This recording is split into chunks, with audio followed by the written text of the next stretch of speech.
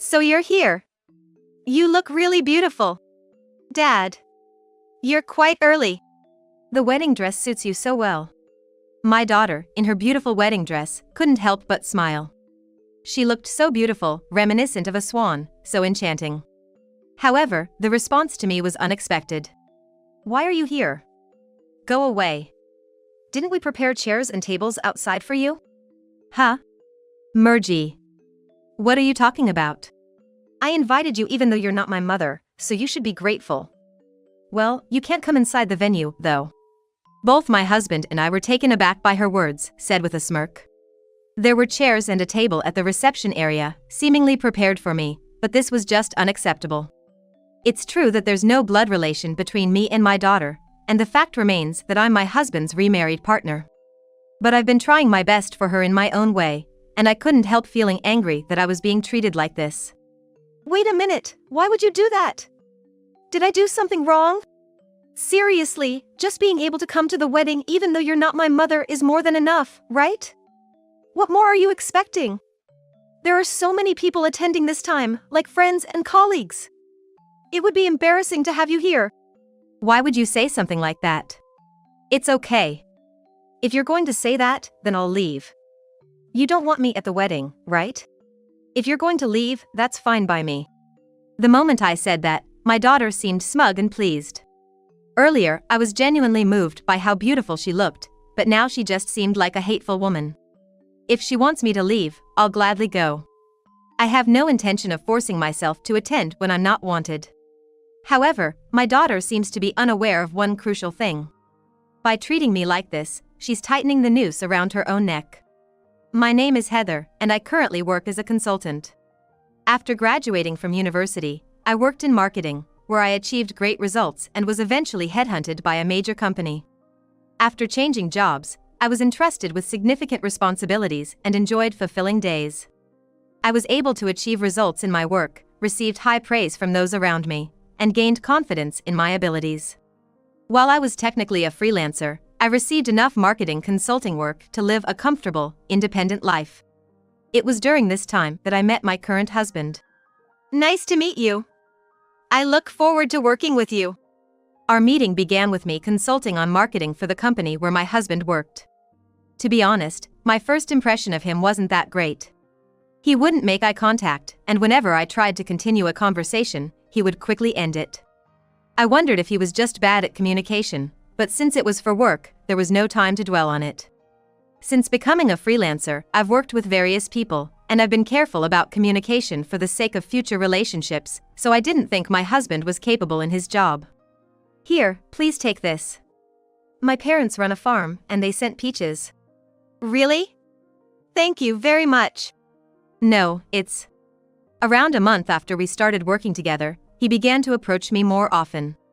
Maybe he was just shy or not good with women, but I was happy to see him making an effort. In working together, what mattered most was how well we could communicate. As a consultant, I understood this well, and I was genuinely happy to see signs that we could continue to build a good working relationship. About a year into our work together, one day, we had a conversation. Unfortunately, I have some bad news. The contract for consulting won't be renewed after this year. It's been decided as part of a policy for improvement. I'm really grateful for all you've done, but due to budget constraints, we can't continue the contract. I see. Well, that can't be helped. But since the contract isn't completely finished yet, let's do our best until the end. While it was disappointing that the contract was ending, I decided to give my all as long as I was entrusted with the work. Even though the contract was ending, I wouldn't slack off, and I continued to work hard as before. As a result, even after the contract ended, we occasionally went out for meals, and I enjoyed such a relationship. I never thought we'd become so close. At first, you wouldn't even look at me in the eye. I'm really happy about how close we've become. Actually, I have a history of divorce. I have a child, but my ex-wife took off with the money, and I became distrustful of women. It's embarrassing to talk about, but I understand it has nothing to do with work, but I can't seem to get over it. I didn't know he had such a past, and I was really surprised, but I was glad that he opened up to me. I see. But I trusted you, Heather, and I enjoy having meals with you. I'm so grateful. Consulting work is about helping people. I took pride in my work, and I was happy that there were people who thought they were saved by me. Similarly, I was happy to have been there for him to overcome his trauma from divorce. We went out to dinner several times after that, and about 6 months after the contract ended, he confessed to me that he wanted me to go out with him. At that time, I was more focused on my career than romance, but I felt that he would brighten up my life. I could feel that during our work together, and I accepted his proposal without hesitation. Then I started dating him, and before I knew it, a year had passed. He proposed to me, and we decided to get married. He has a daughter who will be 5 years old this year, but that didn't matter to me at all. I didn't think about wanting children after marriage, but if he had a child, I felt that I wanted to raise her just like a real mother would. However, do you want to go shopping together? Then how about going out for cake? I don't really care. By the time you're 5, you have a clear will of your own, so I think it's understandable if you can't accept me at first. But even after 6 months, a year passed, my daughter hasn't accepted me as a motherly figure, but rather as a member of the family. She ignores me when I talk to her, blatantly avoids me. Of course, I didn't want to force anything, and I didn't want to add unnecessary stress during this sensitive time. So, I hoped to build a good relationship with my daughter over time, but even after several years, our relationship remained unchanged. In no time, my daughter became a high school student, and lately, she often doesn't come home until late due to her part-time job. And on days when my husband is away on business, there are times when she doesn't come home at all. Hello. Are you okay? I'm okay, but did something happen? Murgy hasn't come home since yesterday. She's probably just out with friends, but she hasn't contacted us at all. I'm sure she hates me, and I knew she wouldn't respond to any of my messages.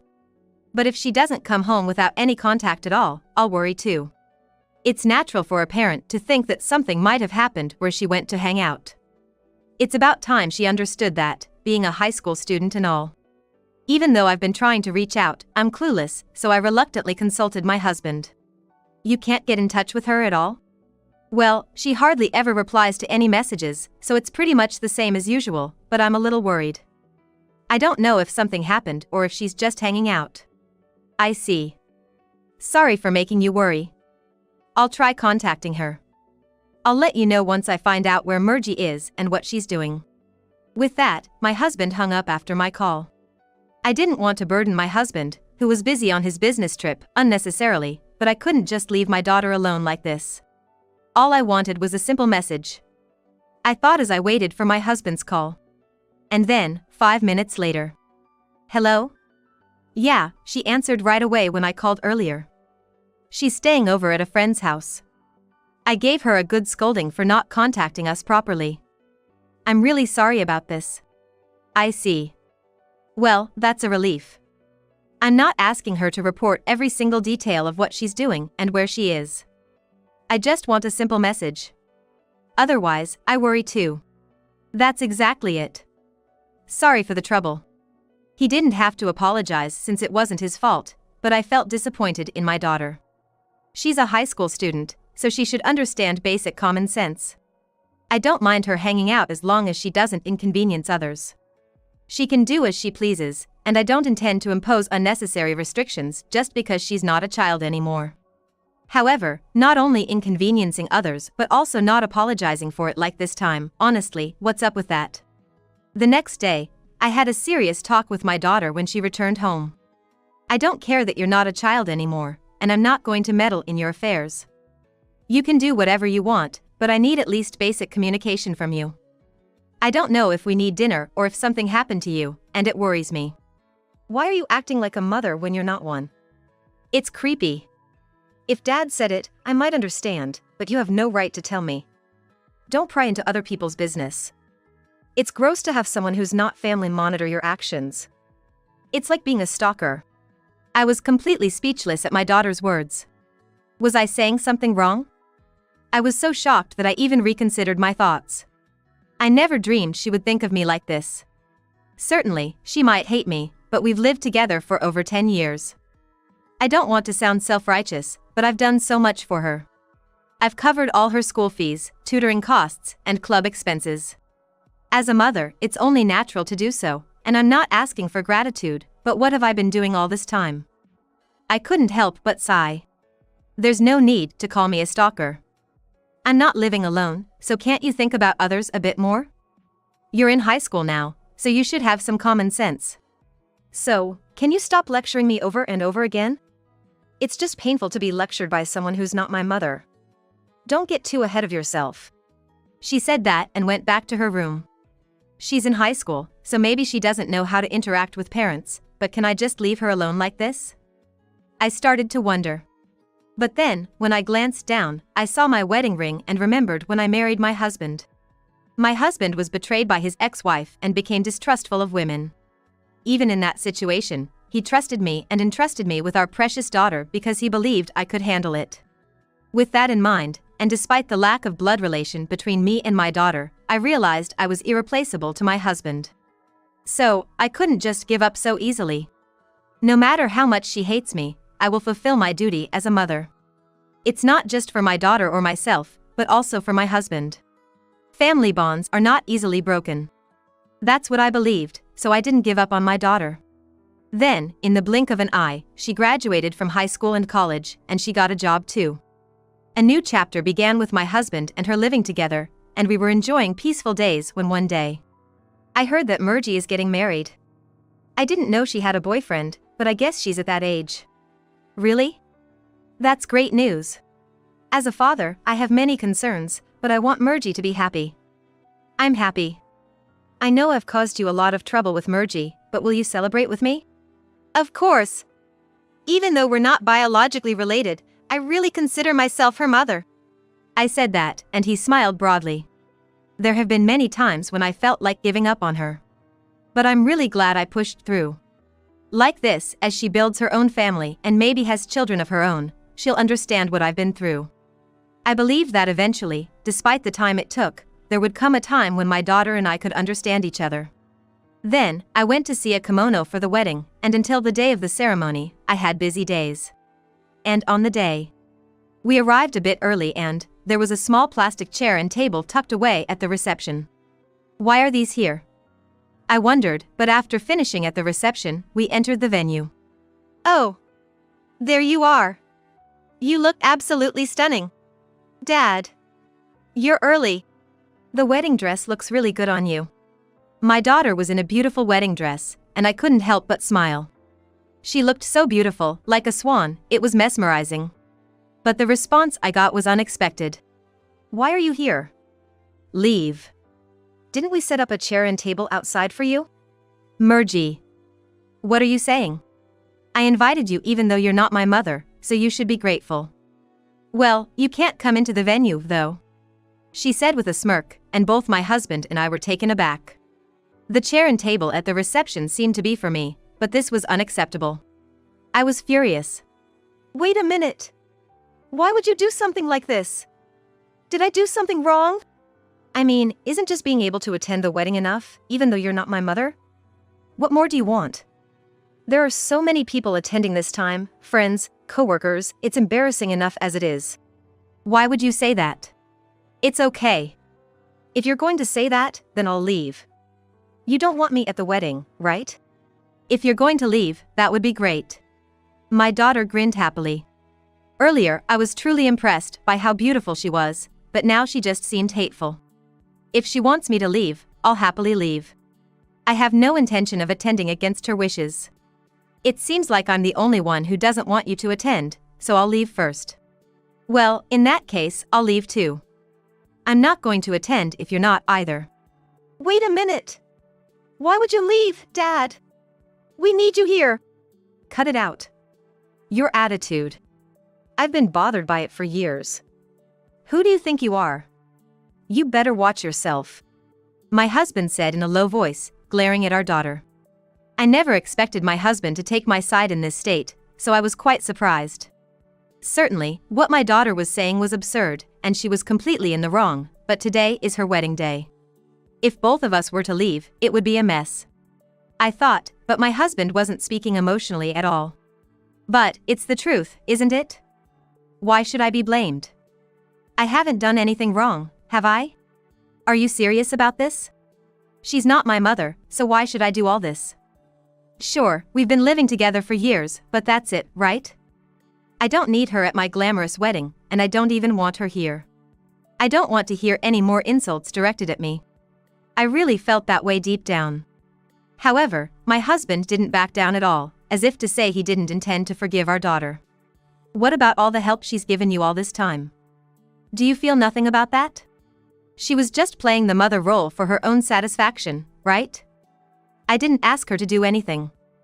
I don't think I should be expected to be grateful for something she did on her own. Fine, then just keep feeling that way for the rest of your life. With that, my husband took my hand and started walking out of the venue. Our daughter may have her side of the story, but it's just too unreasonable. Certainly, I've never been called a mother before, but that's not the issue here. Well, I finally understand now. I'll never be able to understand my daughter for the rest of my life, and it's pointless to have any further involvement.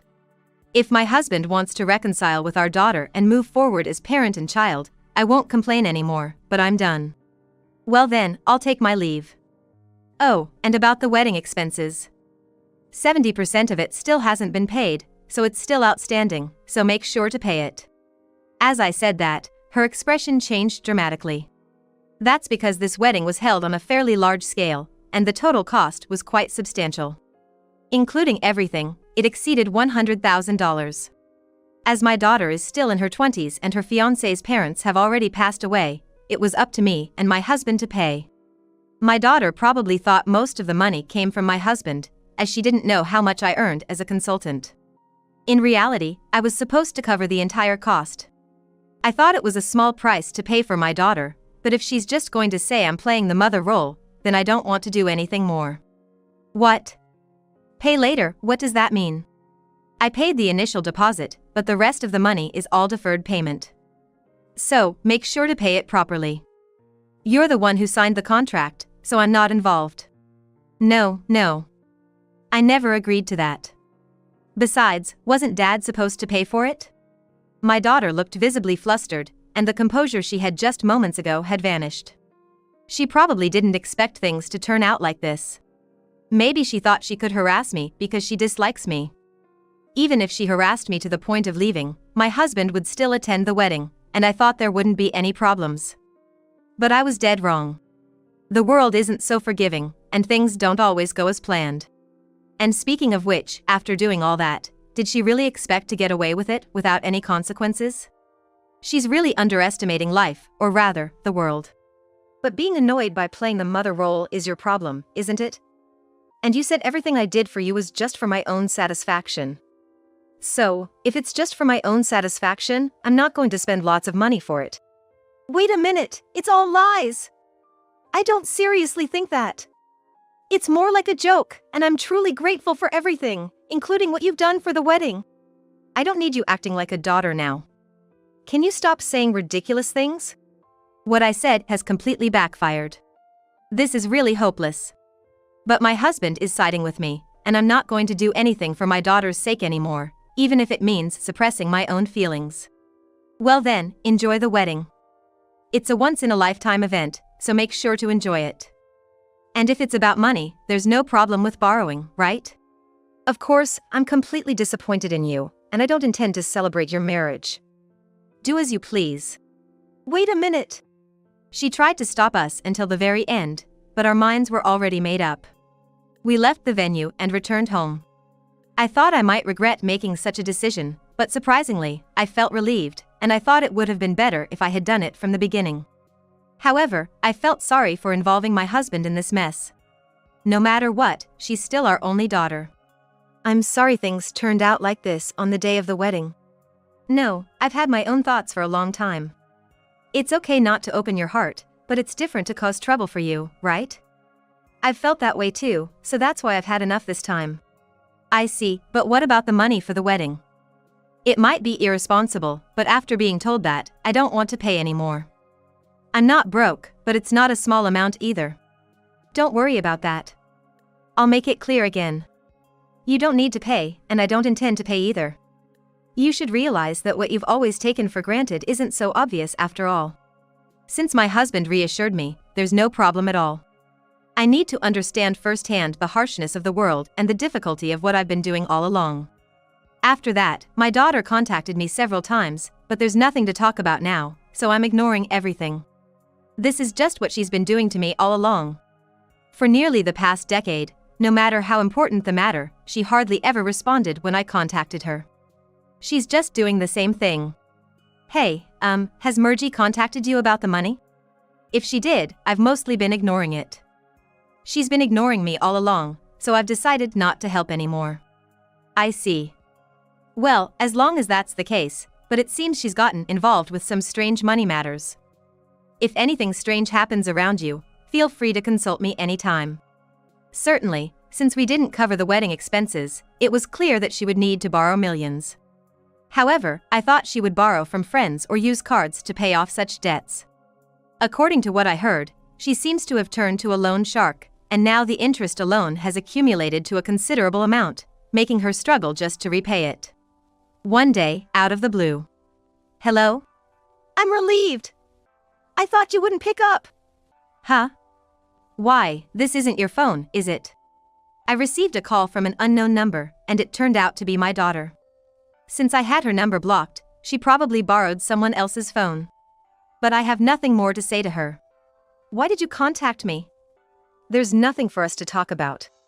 Don't say that. Can't you give me a chance to talk? I'm still only 25 years old. I have lots of debt. I was supposed to get married and live a happy life, but my life is a mess. Oh, I see. So what? So what? I'm apologizing, so forgive me. I'm human too, so I might make one or two mistakes, right? If you're a parent, don't abandon me until the very end, help me. It felt like a sigh would escape from me at any moment as I listened to her. Certainly, as a parent, I understand her plea not to abandon her until the end. However, on the flip side, I did something that would lead even a parent to abandon me. First, I need to understand that. However, her apologies seem to stem from her desire to save herself. If she were truly reflecting on her actions and apologizing, she wouldn't mention how dire her situation is. I can't sense any hint of reflection in her words and actions. Of course, I won't be moved by such a performance-like apology. I won't be swayed any further by such superficial apologies. I said only that before hanging up the phone. After that, there were a few more calls, but I blocked every number that came from my daughter. Eventually, the calls stopped coming altogether. However, it seemed that calls had also reached my husband's phone. Did you receive any calls? Well, yeah. She seriously asked me for money because she is short on cash. Also, she said she wanted to apologize, but I told her I wouldn't accept it, even if she apologized now. But she didn't come here? If things really got bad, wouldn't that be her only option? Well, about that. I'm thinking about moving. Huh? Moving? If it's just the two of us, we don't need this big house. I want to cut ties with all the troublesome things. You're the only one I trust. Certainly, a small apartment would suffice for our retirement life, and as my husband suggested, we moved out a month later. 6 months later, the house was sold, and with that money, we were able to live comfortably. Another 6 months passed, and life in our new home had settled down considerably. There were hardly any problems living with just my husband, and every day was enjoyable. By the way, I got some spa tickets from a former colleague.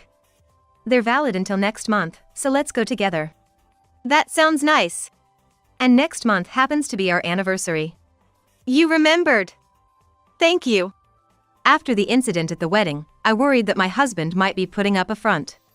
Certainly, what she did was outrageous, and it's really comforting that my husband is on my side. But at the same time, somewhere in my heart, I don't want to cut ties with my daughter. I thought that's what I was feeling. I don't understand that feeling well because I don't have my own children, but maybe, such feelings have been there all along.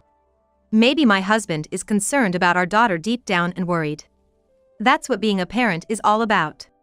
However, my husband doesn't usually mention her. He seems happy every day. So lately, I haven't been thinking about it, and I've been enjoying life with my husband. I had enough money saved from my consulting work, so I won't have trouble in retirement. My husband is nearing retirement age, and we plan to enjoy our life as a couple. My life hasn't been conventional. I've had a different life, walking a path that's not the typical one of falling in love, getting married, having children, and living as a family. Because of that, there have been many unpleasant things, and I've faced hardships and stress. Life isn't easy, and we always hit a wall somewhere. When we hit those walls, whether someone is there to help us or not determines their life. I have my husband. He's been there for me, offering a helping hand no matter what, and that's how I've overcome any problems. There are people out there who are willing to abandon even their loved ones. But I want to cherish those who will continue to be by my side. I want to express my gratitude to my husband and hope to be a happy couple for a long time.